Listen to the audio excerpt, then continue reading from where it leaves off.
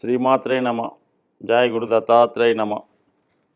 ఈ వీడియోలో మనం మకర రాశి వారు జాతకరీత్యా ఏ వృత్తిలో వీళ్ళకి అనుకూలంగా ఉంటుంది, ఏ రంగంలో ప్రవేశిస్తే జీవితంలో తొందరగా పైకి వచ్చే ప్రయత్నం జరుగుతుందో అన్న విషయాన్ని మనం ఈ వీడియోలో తెలుసుకునే ప్రయత్నం చేద్దాం.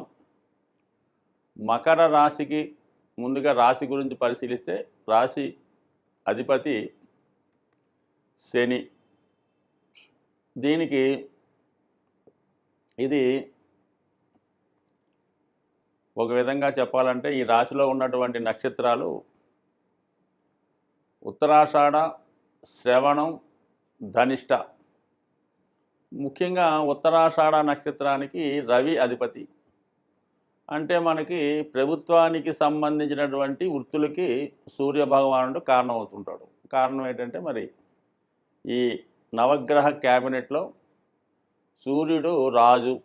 అందుకని మనకి లగ్నానికి కానీ రాశికి కానీ దశమ భావానికి కానీ రవి యొక్క ప్రభావం ఉన్నప్పుడు వాడు ప్రభుత్వ కొలువులో ప్రభుత్వం దగ్గర ఉద్యోగం చేసే అవకాశం ఉంటుంది. పూర్వం అయితే రాజుల దగ్గర చేస్తుండేవారు, ఇప్పుడు అది గవర్నమెంట్గా మారింది.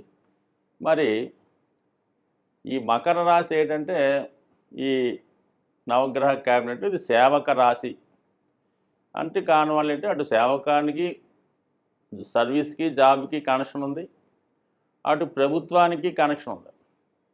అయితే ఇక్కడ వచ్చిన ఇబ్బందులు ఏంటంటే సబార్డినేట్ జాబ్స్, అంటే ఒకళ్ళ కింద సహకారంగా చేస్తున్నటువంటి ఉద్యోగాలు, అంటే చిన్న స్థాయి ఉద్యోగాలన్నీ కూడా, అంటే క్లాస్ 4 అవ్వచ్చు, దానికి సంబంధించినటువంటి గ్రూప్ సంబంధించినవి, గ్రూప్ 2లు, అలాగే కొన్ని సేవకా సంబంధించినవి, అంటే ఒకళ్ళ ఆధీనంలో ఒకళ్ళు చేతి కింద పనిచేయడం అన్నది ఈ రాశిలో ఈ నక్షత్రంలో అంటే ఉత్తరాషాఢ నక్షత్రంలో జన్మించిన వారికి వర్తిస్తూ ఉంటుంది. అయితే ఇక్కడ విశేషం ఏంటంటే ఒక రాశిలో 3 నక్షత్రాలు ఉన్నప్పుడు మీరు ఈ 3 నక్షత్రాల్లో ఏ నక్షత్రంలో జన్మించినప్పుడు కూడా ఈ మిగతా నక్షత్రాల ప్రభావం కూడా ఈ రాశి వారి మీద ఉండే అవకాశం ఉంది. అందుకనే ఆ 3ని ఇంచుమించుగా ఒక సెట్గా చేర్చి ఒక రాశిలో పెట్టడం జరిగింది మన పూర్వీకులు, ఋషులు.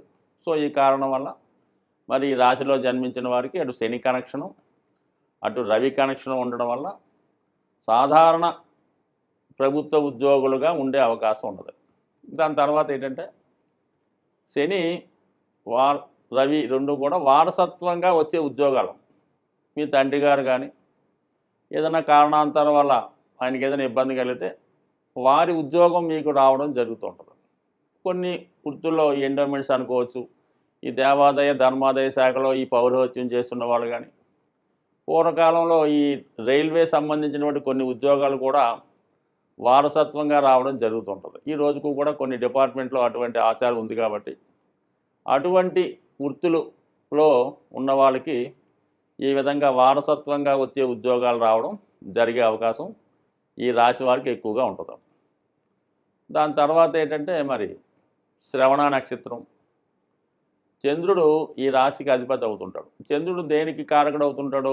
మూమెంట్స్కి కారణం అవుతుంటాడు. అతి శీఘ్రంగా ప్రయాణించే గ్రహం కాబట్టి ప్రయాణాలు చేయడం, యాత్రలు, మొత్తం మీద ఈ జర్నీ సంబంధించినవన్నీ కూడా చంద్రుడు ఆధీనంలో ఉంటాయి. చంద్రుడు కూడా ఒక విధంగా రవి రాజు అయితే చంద్రుడు రాణి, అంటే కర్కాటక రాశి కాబట్టి వీళ్ళకి కూడా ప్రభుత్వపరమైనటువంటి ఉద్యోగాలు వచ్చే అవకాశం ఉంది. అయితే ఏంటంటే తిరుగుతూ చేసే ఉద్యోగాలు, అలాగే ఒక చోట నుంచి ఇంకో చోటకు మారుతూ ట్రాన్స్ఫర్లు ఉండే ఉద్యోగాలు. అంటే మనకి బాగా తిరుగుతూ చేసే ఉద్యోగాలు అంటే రైల్వేలో టీసీలు, రైల్వే ఎంప్లాయీసు, అలాగే ఆర్టీసీలో డ్రైవర్లు, కండక్టర్లు, అలాగే విమానంలో తిరగడం, లేదు ఒక చోట నుంచి ఒక చోటకి ట్రాన్స్ఫర్లు అయ్యే ఉద్యోగం. ఇటువంటి ఉద్యోగాలు ముఖ్యంగా డ్రైవర్లు, అన్ని రకాల డ్రైవర్లు కూడా, engine driver, rail driver, taxi driver, auto driver, any driver కూడా ఈ మకర రాశిలో ఈ శ్రవణ నక్షత్రానికి లింకప్ అయి ఉంటుంది. కాబట్టి వీళ్ళు తిరగడం అంటే ఇష్టం ఉంటుంది. చిన్నప్పటి నుంచి డ్రైవింగ్ మీద మక్కువ అవటం వల్ల వీళ్ళు కొన్ని సందర్భాల్లో డ్రైవింగ్ చేస్తూ ఉంటారు. మరి ప్రస్తుతం ఈ విదేశ ఉద్యోగాలు, అంటే శని వృత్తికారకుడు, చంద్రుడు మూమెంట్స్ కారకుడు. అందువల్ల ఏంటంటే నవే డేస్లో మరి విదేశంలో అంటే మన సంస్కృతి కాని విదేశం అంటే మన విదేశం అవ్వచ్చు, ఇతర రాష్ట్రం అవ్వచ్చు, మన ప్రాంతీయవాదం కానీ ఇంకో ప్రాంతంలో ఉద్యోగం కొరకు వెళ్ళే వాళ్ళంతా కూడా ఇప్పుడు నవేడేస్ కాబట్టి ఎక్కువగా ఉపాధి కొరకు విదేశం వెళ్తున్న వారు కూడా ఈ శ్రవణ నక్షత్రం మకర రాశి వర్తిస్తూ ఉంటారు. వ్యాపారం కోసం వెళ్ళే వాళ్ళు వేరేగా ఉంటారు. కేవలం వీళ్ళు ఉద్యోగ నిమిత్తం దూర ప్రాంతం వెళ్ళడం జరిగే వాళ్ళు ఈ రాశి వారు ఎక్కువగా మనకి కనబడుతూ ఉంటారు. మరి చంద్ర నక్షత్రంలో జన్మించిన వాళ్ళు. సో దాని తర్వాత ఏంటంటే మరి ధనిష్ట నక్షత్రం.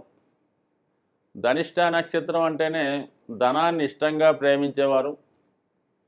మరి ధనిష్ట నక్షత్రానికి మరి రూలర్గా దశానాథుడిగా కుజగ్రహం ఉండడం వల్ల మరి కుజుడు మరి ఈ నవగ్రహ క్యాబినెట్లో సైన్యాధ్యక్షుడు, సిపాయికి రక్షకుడు కాబట్టి ఎక్కువగా పోలీస్ డిపార్ట్మెంటు, మిలిటరీ డిపార్ట్మెంటు మొత్తం మీద యూనిఫారం వేసుకున్నటువంటి అన్ని ఉద్యోగాల్లో కూడా మరి ఈ ధనిష్ట నక్షత్ర జాతకులు మకర రాశిలో ఉండేవాళ్ళు ఉంది. సరే ఏదన్నా సరే ఈ శని రాశిలో ఉండడం వల్ల ఏంటంటే వీళ్ళకి ఎక్కువగా చిన్న స్థాయి ఉద్యోగం నుంచి పై స్థాయికి వెళ్ళడం జరుగుతూ ఉంటుంది అన్నమాట. ఏదో కానిస్టేబుల్గా ప్రవేశించి మరి అది ఎంతవరకు వెళ్ళాలో అంతవరకు వెళ్ళొచ్చు, ఈ విధంగా ఉంటుంది. బట్ ఏదైనప్పుడు కూడా శని కుజుడు కూడా ఈ టెక్నికల్ రంగానికి అంటే సాధారణంగా మకర రాశి శని ఐరన్ అలాగే భూగర్భ శాఖ అలవాట భూమిలో దొరికే అన్ని ఖనిజాలు దీనికి సంబంధం వహిస్తూ ఉంటాయి. సో ఈ కారణం వల్ల ఏంటంటే మరి ఎక్కువగా ఈ రాశిలో జన్మించిన వారు మెకానికల్ ఇంజనీర్స్గా, ఫ్యాక్టరీలో కార్మికులుగా, అలాగే ఈ వంట పాత్రలు తయారు చేసే వాళ్ళు అవ్వచ్చు, దానికి సంబంధించిన వృత్తిలో ఉన్నవాళ్ళు అవ్వచ్చు, అలాగే సహజంగా హెల్ప్ చేస్తున్నటువంటి అన్ని రకాల కార్యాలయాల్లో కానీ మరి రవాణా సంబంధించిన వాటిలో కానీ ఎక్కువగా ఈ ధనిష్ట నక్షత్ర జాతకులు ఉండే అవకాశం ఉంటుంది. అంటే ఓవరాల్గా ఏంటంటే వీళ్ళు ఎప్పుడు కూడా ఖాళీగా అయితే జీవితంలో ఉండరు. ఎప్పుడు ఏదో సర్వీస్ చేస్తారు, తొందరగానే ఏదో ఒక వృత్తిలో ప్రవేశిస్తారు, చిన్న స్థాయి ఉద్యోగంలో ప్రవేశించి ఉన్న స్థాయికి వస్తారు. వీళ్ళు ప్రాక్టికల్గా ఉండడం వల్ల జీవితంలో వీళ్ళు ఎక్కువగా పొదుపు చేసుకోవడం వల్ల మరి సాధారణంగా వీళ్ళ జీవితం చిన్న స్థాయిలో ప్రారంభించి ఉన్నత స్థాయిలో మరి వాళ్ళు రిటైర్మెంట్ కానీ చివరి జీవితం కానీ హ్యాపీగా గడిచే అవకాశం ఉంది. అదే రివర్స్ అయితే మరి ఉద్యోగ సమయంలో ఉద్యోగ వయసులో ఉండగా ఈ 35, 40, 45 ఇయర్స్ లోపల విలాసంగా ఎంజాయ్గా చేస్తే తర్వాత జీవితం 50 తర్వాత ఇబ్బందులు పడతారు. ఈ 50 లోపు కష్టపడితే 50 తర్వాత సుఖపడతారు. సో ఇది ఈ రాశి టెక్నిక్. బట్ ఏదైనా ఈ రాశి వారు కష్టపడుతూనే ఉంటారు నిరంతరం. వీళ్ళు మరి ఖాళీగా అయితే ఒక క్షణం ఉండే అవకాశం అయితే ఉండదు. కాబట్టి ఈ రాశివారు మరి ఎక్కువగా విశ్రాంతి కొరకు, ప్రశాంతమైన జీవితం కొరకు ఎక్కువగా మెడిటేషను, యోగా, ధ్యానం చేసుకోవడం, ప్రశాంతంగా పౌర్ణమి రోజు ఏదైనా ఒక దేవాలయం దర్శించి అమ్మవారిని ఆరాధించడం వల్ల చంద్రగ్రహ అనుగ్రహంతో ప్రశాంతంగా హాయిగా మనశ్శాంతిగా ఉండే అవకాశం ఉంటుంది. స్వస్తి.